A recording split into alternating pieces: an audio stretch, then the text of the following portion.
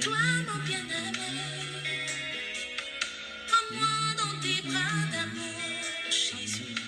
Serre-moi comme ton cœur.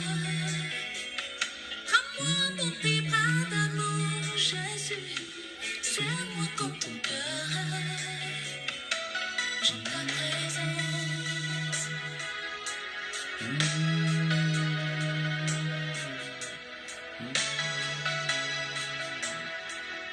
Béni sois-tu, Père.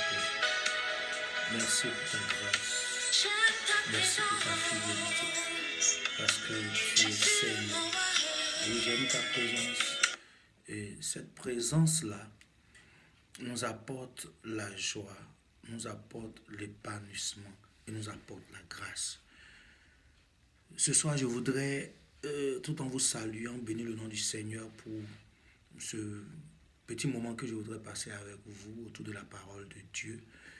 Parce que j'ai lu un passage qui m'a fait du bien. Dans le livre d'Exode, le chapitre 3, en son verset... Exode, le chapitre 3, en son verset 19, le Seigneur va dire cette parole à Moïse qu'il envoie en mission pour la délivrance du peuple d'Israël. Je sais que le roi d'Égypte ne vous laissera point aller si ce n'est pas une main puissante. Alléluia. Le roi d'Égypte ne vous laissera pas aller si ce n'est pas une main puissante. Pourtant, le Seigneur venait d'entendre les cris du peuple d'Israël. Le Seigneur venait d'écouter ses pleurs, son amertume et sa souffrance en Égypte. Et c'est pour cette raison-là qu'il suscite un libérateur, qu'il forme, qu'il crée, on va dire, s'investit dans une personne à travers Moïse pour le conduire à la délivrance. Mais ce peuple va être confronté à une réalité sur la base de la phrase de notre Seigneur: je sais que le roi d'Égypte ne vous laissera pas partir si ce n'est pas une main puissante. Bien-aimé dans le Seigneur, de façon très simple, je voudrais partager cette pensée avec toi pour te dire que tes pleurs, tes cris, pour te dire tes intercessions, pour te dire même tes oppressions sont sues et connues quotidiennement de par l'Éternel. L'Éternel les vit avec toi. Il voit ton cœur. Mais en même temps, il vient t'apporter une information essentielle. Il va commencer à travailler et à agir dans ta vie.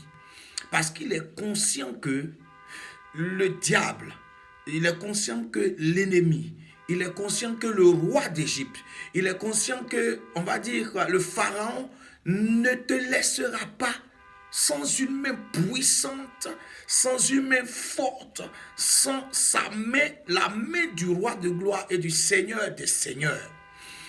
Et c'est en fait pour te permettre de comprendre que les pleurs sont peut-être de bonnes choses, mais tu dois te rendre compte que l'Éternel est à l'œuvre dans ta vie. Les choses, des fois, semblent se compliquer. Même quand tu pries, les choses, des fois, semblent être, on va dire, difficiles.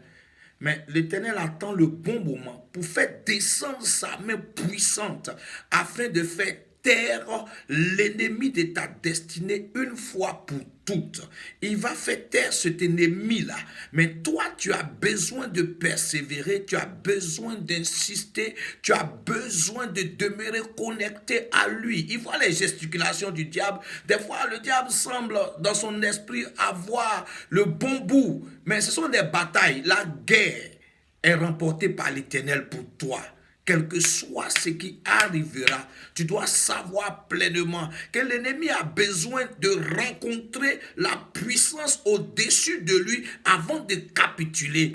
Avec le diable, ce n'est pas une affaire de négociation. Non, il faut me laisser partir maintenant. Je voudrais bien partir. Non, non, non, non, non, non. Il arrive des moments où nous sommes confrontés à une guerre de puissance, une guerre de domination, une guerre d'autorité. Le diable doit savoir que le Dieu que tu sais est plus puissant que lui. Le sorcier là doit savoir que le Dieu que tu sais est plus puissant que lui. Si l'Éternel agit dans des choses ordinaires dans ta vie, il ne pourra pas savoir. Toi-même, tu ne pourras pas voir. Mais quand tu te rends compte que les choses sont compliquées, sont complexes, sont englouties, les choses semblent même t'abandonner, tu sens perdre la victoire de part et d'autre. En ce moment précis là où toi-même ta force ne peut plus rien, tes pensées intellectuelles ne peuvent plus rien, tes calculs humains, tes stratégies de jeûne et prière ne peuvent plus rien, alors l'Éternel rentre en scène pour fermer définitivement la bouche du diable. Peu importe la hauteur, la profondeur, la grandeur, la dimension de l'ennemi, il y a une main puissante, celle du roi de gloire qui va s'abattre sur lui afin qu'il ferme sa bouche. L'Éternel fermera la bouche de Pharaon dans peu de temps dans ta destinée. Que l'Éternel te bénisse. Prends courage et ne baisse jamais les bras au nom de Jésus. Amen.